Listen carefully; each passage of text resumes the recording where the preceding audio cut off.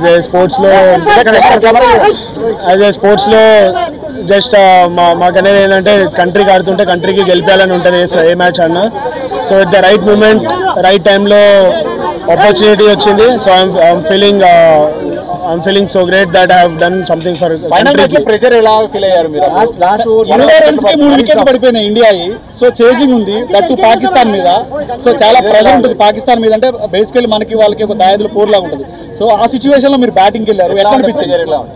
నా మైండ్లో ఆ సిచ్యువేషన్లో నేను జస్ట్ కంట్రీకి రిప్రజెంట్ చేస్తున్నట్టు మైండ్లో ఊహించుకున్నాను. సో ఐఎమ్ యాక్చువల్లీ కంట్రీకి ఇండియాకి ఆడుతున్నాను. సో ఆ టైంలో నేను కూడా ప్రెషర్లో ఉంటే 3 వికెట్స్ పడిపోయినాయి. సో అక్కడ నేను ప్రెషర్లో ఉంటే ఐఎమ్ నాట్ ఓన్లీ అంటే నేను ఒక్కడిని కాకుండా దేశాన్ని మొత్తం కింద పెడుతున్నట్టు అనిపిస్తుంది.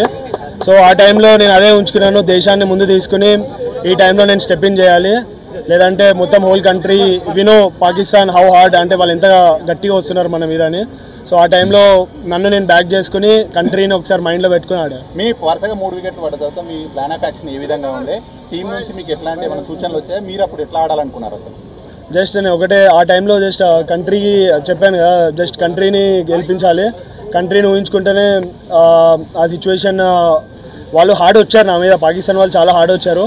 బట్ ఆ టైంలో నేను కామ్గా ఉన్నా, జస్ట్ గెలిపిస్తే ఎవ్రీథింగ్ విల్ బి ఓకే, అంటే గెలిపిస్తే అన్నీ సెట్ అయిపోతాయి. సో ఆ మైండ్లో ఒకటే ఉండే, just I want to win my country. So మొదటి నుంచి కూడా మ్యాచ్లో పాకిస్తాన్ ప్లేయర్స్ మన ఇండియా ప్లేయర్స్ని కామెంట్ చేస్తూనే ఉన్నారు, ఆడియన్స్ని కావచ్చు.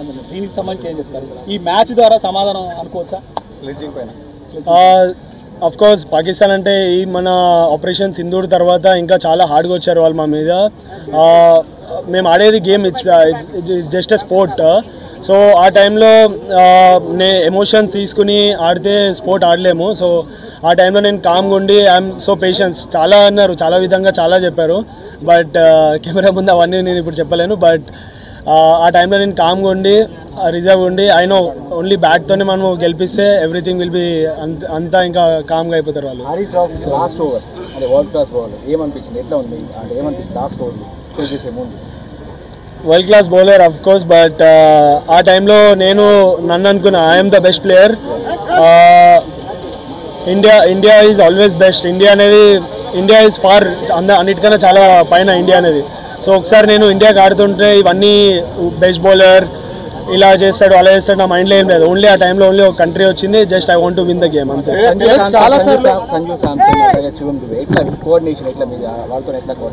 వాళ్ళ మధ్య మంచి పార్ట్నర్షిప్ వచ్చింది ఆ టైంలో. నేను చెప్పా ఏమైనా ప్రెషర్ ఉంటే నేను అబ్జర్వ్ చేసుకుంటాను, బట్ మీరు ఒక ఎండ్ నుంచి జస్ట్ స్ట్రైక్ రొటేట్ చేయండి, నెక్స్ట్ వేరే ఎండ్లో ఏం ప్రెషర్ లేకుండా నేను క్యారీ చేస్తాను వికెట్ని అని చెప్పి సంజుని చెప్పాను. సంజు కూడా చాలా క్యామియో చాలా ఇంపార్టెంట్ ఆ టీంకి ఆ టైంలో. నెక్స్ట్ దూబే వచ్చాడు. దూబే వాజ్ స్లైట్లీ కొద్దిగా ప్రెషర్లో ఉండే స్టార్టింగ్లో, తర్వాత ఇన్నింగ్స్ చాలా బాగా బిల్డ్ చేశాడు. సో దట్ హెల్ప్ నాకు పర్సనలీగా యాజ్ ఎ పార్ట్నర్షిప్ హెల్ప్ అయింది, ఆల్సో ఫర్ ద కంట్రీ.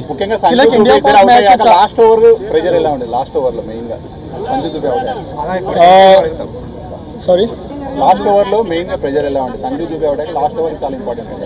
నేను ఆల్రెడీ దుబేకి చెప్తా ఉన్నాను, సో ఒక ఎండ్ నువ్వు ఆడుతూ ఉండు, వేరే ఎండ్ నుంచి నేను కవర్ చేస్తానని చెప్పి దుబే కన్నా.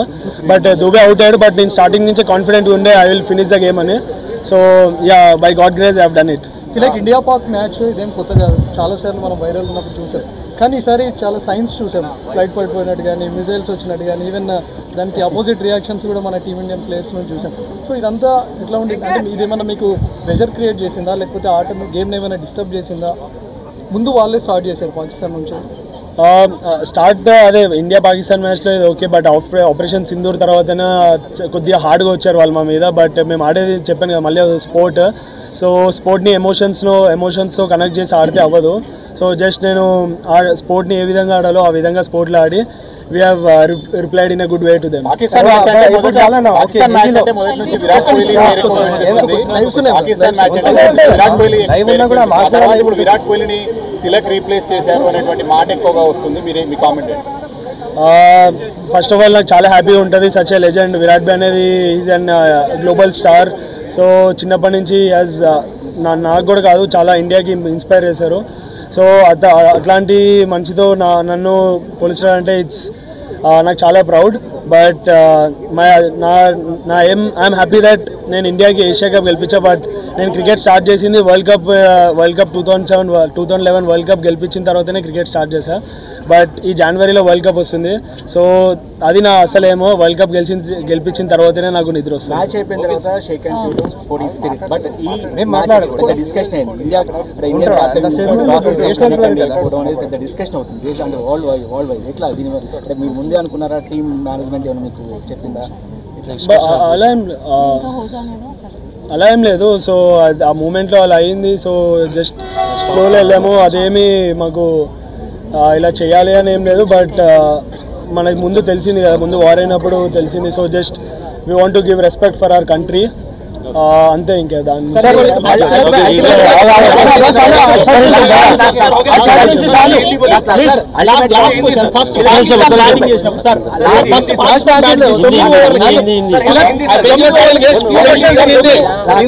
ఫస్ట్ బ్యాటింగ్ చేసినప్పుడు 9 ఓవర్లకి భారీ స్కోర్ చేసింది. సో అదే సిచ్యువేషన్ కొనసాగితే దాదాపు 170, 180 వెళ్తాది అనుకున్న సమయంలో మన ఇండియన్ బౌలర్స్ కావచ్చు కట్టడి చేశారు. సో స్ట్రాటజీ ఎట్లా అవలంబించారు? ఏమనుకున్నారు? 9 ఓవర్స్ వాళ్ళు భారీ స్కోర్ చేశారు కదా, అదే టెంపో కంటిన్యూ అయితే 180 దాకా వెళ్ళేది. సో తక్కువ చేశారు కదా, దానికి సంబంధించి ఎట్లా స్ట్రాటజీ చేశారు? అందరికీ తెలిసిందే India one of the best bowling attacks. So టైంలో అవుతుంది, వాళ్ళు స్ట్రాటజీ ప్లానింగ్ అన్నీ చేసే వస్తారు. సో ఫస్ట్ 2 గేమ్స్ ఓడిపోయారు. సో థర్డ్ గేమ్ అంటే వీ నో దట్ వాళ్ళు చాలా హార్డ్గా వస్తారు మా మీదని మేము ఎక్స్పెక్ట్ చేసాం. సో తర్వాత అండర్ ప్రెషర్లో కామ్ ఉండడం, దట్స్ మేము టీంలో అదే డిస్కస్ చేసాం. గౌతీ సార్ కానీ సూర్య కానీ అందరూ గ్యాదర్ అయ్యి, సో అండర్ ప్రెషర్ కామ్ ఉండడమే ఇది ఇంపార్టెంట్. సో మా బేసిక్స్ మేము బ్యాక్ చేసుకున్నాం and we have executed well.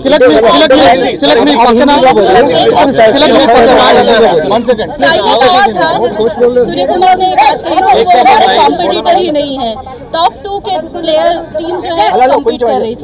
लेकिन मैच जब हो रहा था तब आपको लग रहा था कि 2-0 से आगे है, अब 3-0 बनाना, कितना ज्यादा दबाव भारत पे रहा पाकिस्तान से ज्यादा? जैसे सूर्य भाई ने बोला है कि कुछ कंपटीशन नहीं है, मैं भी उस बात में एग्री करता हूँ. मगर एज ए स्पोर्ट भी नो, मतलब हमेशा प्लान चेंज करते रहते हैं, हार्ड आते हैं. जैसे बोला है मैं कि हर मैच में स्ट्रैटेजी चेंज होगा, वो लोग भी प्रिपेयर होके आएंगे. तो हम लोग एक्सपेक्ट किए थे. और जैसा वो लोग सेकेंड इनिंग्स में कम स्कोर में वो लोग पेस ऑफ करके, विकेट भी इतना आसान नहीं था बैटिंग के लिए. तो जो जैसा वो लोग कम बैक करके आए हैं और वहाँ से हम लोग पार्टनरशिप बिल्ड करके जीता है, तो वही है इंडिया की खासियत. प्रेशर कैसा था आपके ऊपर? आखिरी ओवर तक आप टिके रहे, मैच जिताया आपने, 3 विकेट्स गिरने के बाद आप आए थे. बताइए आपका एक्सपीरियंस कैसा रहा, क्या प्रेशर था आपके ऊपर?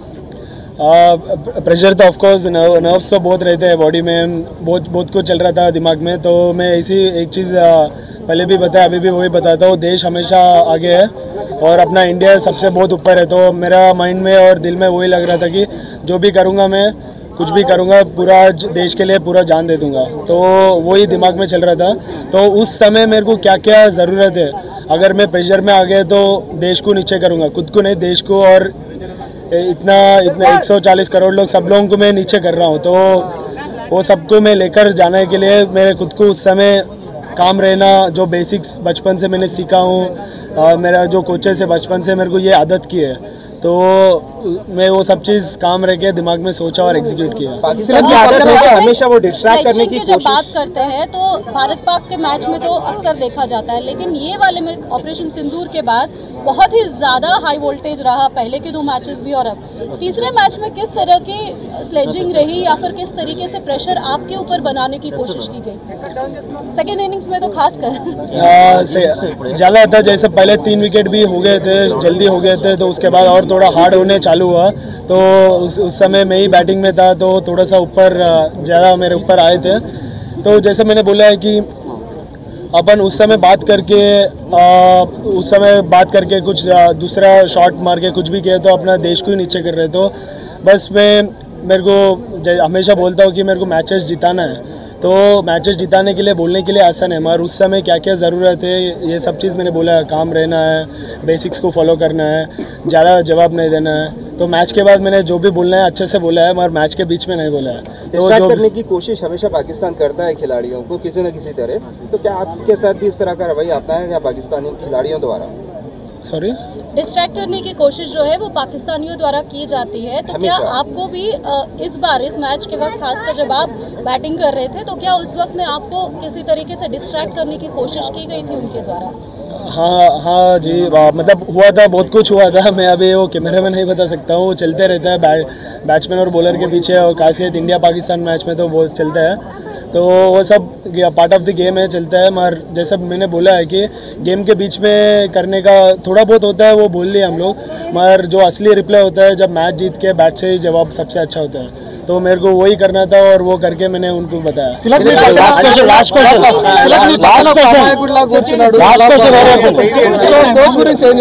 మీ పక్కన అసలు ఆయన చూస్తే ప్రతిసారి మిమ్మల్ని ముందు నుంచి నడిపిస్తూ ఉన్నాడు, ఆల్మోస్ట్ క్రికెట్ బేసిక్స్ నుంచి ఇక్కడ స్టార్ట్ చేశారు. సో కలాం గురించి చెప్పాలంటే మీరు इसी में एक सवाल जोड़ता हूँ। अरे हिंदी में जवाब देता हूँ।